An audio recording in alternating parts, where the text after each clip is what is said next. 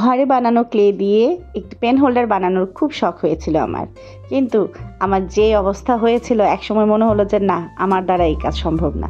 কি মনে হয়, পেরেছিলাম হাতে বানানো ক্লে দিয়ে এই পেন হোল্ডারটি বানাতে, নাকি আমাকে বাজার থেকে ক্লে কিনে আনতে হয়েছিল? যদি জানতে চান তাহলে পুরো ভিডিওটি দিয়ে পাশে থাকুন। আমার ঘরে বেশ অনেক দিন যাবৎ কাঠের এই ক্যালেন্ডার হোল্ডারটি ছিল, যেটি হয়তো 3-4 বছর আগের। তো এটাকে আমার মেয়ে এই রং করে রেখেছিল, হয়তো ও কিছু একটা বানাতে চেয়েছিল।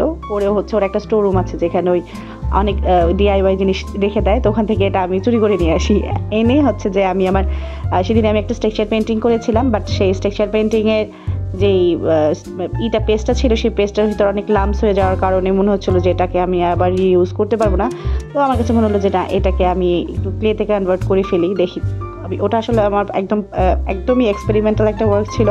আমি ওর আগে কখন পর্যন্ত বানাই নাই, তো আমি তখন অবধিও জানি না যে এটা আদৌ আমার কোনো কাজে দেবে কিনা। সো আমি এখানে কি করলাম, একদম আবেগের ঠেলায় কতগুলো জিপসাম পাউডার ঢেলে দিছি এবং গ্লুও ঢেলে দিছি। ঢেলে এটাকে বানানোর ট্রাই করলাম, কিন্তু মাগার এখানে যেটা হইলো, আমার হাতগুলো একদম মেখে গেছে। নিজেকে একদম পুরোটাই পাগল মনে হইতেছিল, যে পাগল না হইলে এরকম 2 হাত লেপিয়ে নিজের ডেস্কটাকে এরকম নষ্ট কেউ করে না। তো ওই মুহূর্তে আসলে মনে হইতেছিল যে না, আমি এটা আশা ছেড়েই দিয়ে এটা আসলে আমার দ্বারা হবে না। কিন্তু একটা বড় স্বভাব আছে যে কোনো কিছু শুরু করলে ওটা শেষ না করা পর্যন্ত আমি শান্তি পাই না। সো আমি যেটা করলাম, আমার ঘরে বাইন্ডার ছিল, আর বাইন্ডারও যেহেতু এক ধরনের আঠা, আমি এখানে একটু বাইন্ডার ইউজ করে এটাকে একটু নরম করার ট্রাই করলাম। তারপর আমার মনে হলো যে না, এটা মনে হয় কাজে দিচ্ছে, কিন্তু জিনিসটা খুবই স্টিকি ছিল। তাই আমি এখানে রুটি বানানোর যে প্রসেসটা আমি অ্যাপ্লাই করি, যে ডোটা যদি কখনো নরম হয়ে যায়, আমি এটাকে স্মুথ করার জন্য কিন্তু আটার ডোতে আমি তেল ইউজ করি। সো এখানে আমি নারকেল তেলটা ইউজ করলাম যেন এটা একটু স্মুথ হয়। তারপরে আমার ভিতরে একটু আশা জাগলো যে না, মনে হয় আমি পারবো, ক্লেটা হয়তো বা অবশেষে হয়েই যাবে। আমার কাছে এখানে মনে হলো যে না, এটাকে আমি আরেকটু আঠা দেই, আরেকটু গ্লু ইউজ করি, তাহলে এটা আরেকটু নরম হয়ে যাবে। যদিও এটা আমার ফার্স্ট টাইম ছিল, যার কারণে আমার অনেক বেশি হ্যাসেল পোহাতে হয়েছিল। বাট এরপর থেকে আমি যতবারই ক্লে বানিয়েছি, আমার একটা আইডিয়া চলে এসেছে যে আমাকে কতটুকু আঠা এবং কতটুকু জিপসাম পাউডার দিতে হবে। তো এই ক্লেটা কিন্তু আমি সম্পূর্ণ জিপসাম পাউডার, আঠা বলতে এখানে আমি আইকাটা ইউজ করেছি, আর রেজিন বেস আইকা যেটা, সেই আইকাটা ইউজ করেছি এবং সামান্য একটু পানি ইউজ করেছি, করে হচ্ছে আমি এই ডোটা বানিয়েছি। আমার এই ক্লের একটা সমস্যা ছিল, যেটা খুব তাড়াতাড়ি হার্ড হয়ে যাচ্ছিল। আমার মনে হয় জিপসাম পাউডার ইউজ করার জন্য এটা হয়েছে। আমি এরপরে একদিন এটাকে চক পাউডার দিয়ে আমি এটা ট্রাই করে দেখবো যে ওটা দিয়ে আসলে এত তাড়াতাড়ি হার্ড হয়ে যায় কিনা। তো যেহেতু এটা খুব ফাস্ট হার্ড হয়ে যাচ্ছিলো, তো আমার মাথায় একটা থিম আগে থেকেই ছিল যে আমি ওয়াইল্ড থিমে কিছু একটা করবো। যদিও আমি এখানে একটু চালাকি করার চেষ্টা করেছিলাম যে ভিজে একটা কাপড় দিয়ে ঢেকে রাখলে হয়তো বা শক্ত হবে না, বাট আমি টোটালি রং ছিলাম না, তারপরেও শক্ত হয়ে যাচ্ছিল। তারপরও আমি খুব তাড়াতাড়ি করে কাজ করছিলাম। আমি যেহেতু ওয়াইল্ড থিমে একটা কাজ করব, সো আমার মাথায় ছিল যে এখানে কিছু গাছের একটা শেপ থাকবে এবং অবশ্যই ওয়াইল্ড থিম মাশরুম থাকতে হবে। আর ইদানিং কেন জানি মাশরুমগুলো আমার খুব ভালো লাগে, দেখলেই মনে হয় যে সব জায়গায় একটু মাশরুম আঁকি বা মাশরুম নিয়ে কাজ করি। তো এখানে আমি ঝটপট করে কয়েকটা মাশরুম, আমি একদম চিন্তা করার সময় পাচ্ছিলাম না যে আমি আসলে কি করব, তো মাথায় যা আসছিল তাই করতেছিলাম। তো ফার্স্ট অফ অল আমি 3টা মাশরুম খুব ঝটপট করে তৈরি করে নিলাম। যদিও তো ভিডিওটা ফাস্ট ফরওয়ার্ড করা, বাট আমি কাজও কিন্তু খুব ফাস্ট করছিলাম। তো এইখানে হচ্ছে আমি একটু পানির ব্যবহার করে মাশরুমগুলোকে স্মুথ করছিলাম, যেহেতু ক্লে হচ্ছে একটা মাটির মতো জিনিস। তো এটাকে যত আমি পানি দিব তো, এবং অফ ক্যামেরাতে আমি হচ্ছে এখানে গাছের শেপটা দিয়ে দিই। প্রথমে আমি চেষ্টা করেছিলাম পুরোটা কভার করতে, পরে মনে হলো না, পুরোটা কভার করতে পারবো না, কারণ আমার ক্লেগুলো বারবার খুব শুকিয়ে যাচ্ছিলো। তাই আমি জাস্ট 4 কোণা শেপটাকে রেখে গাছের একটা কাণ্ডের একটা থিম দিয়ে দিই। এরপরে আমি যেটা করি যে একটু হোয়াইট পেস্ট এবং জিপসাম পাউডার অ্যাড করে আমি এখানে আমার যে টোটাল বেসটা আছে এটাকে কাভার আপ করে নিই। এখানে জিপসাম পাউডার দেওয়ার কারণটা হচ্ছে তাহলে জিনিসটা আরও ঘন হবে। এটাকে আমি হোল নাইট রেখে দিই শুকানোর জন্য। পরের দিন সকালবেলা উঠেই আমি লেগে পড়ি এটাকে কাজটা করার পর। আমি ভাবছিলাম যে এটা কি শুকানোর পর আদৌ কেনা ক্লের মতো শক্ত হবে না বেশি শক্তর কারণে ফেটে যাবে। আসলে অনেক বেশি কনফিউজ ছিলাম, বাট সকালবেলা উঠে এটা দেখে আমার মনটা ভালো হয়ে গেল। তাই আমি সব কিছু বাদ দিয়ে বসে পড়লাম রং করার জন্য।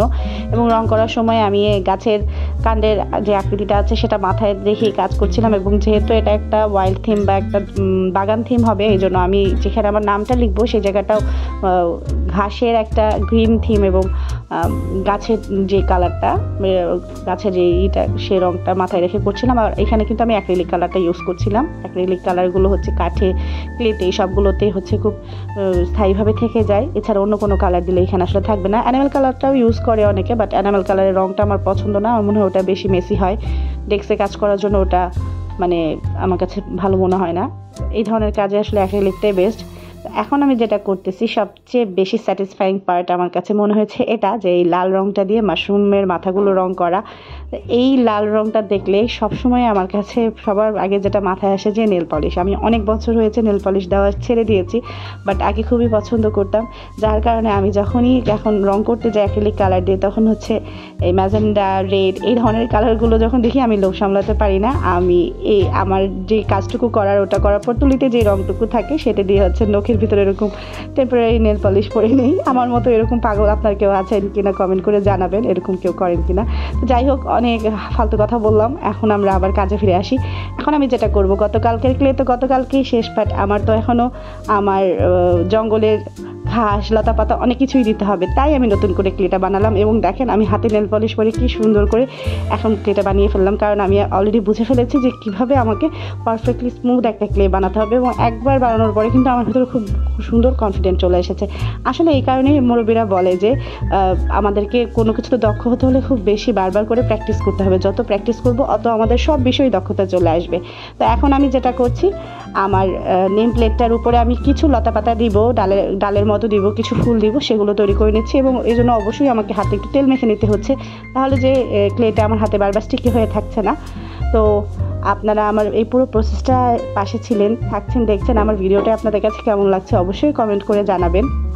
আমি কিন্তু এখানে গাছের লতা পাতাগুলো দিচ্ছি, ছোটো ছোটো ঘাস দিচ্ছি, তারপরে আমি এখানে শেষে হচ্ছে কিছু স্টোনের মতো কিছু আকৃতি দিব।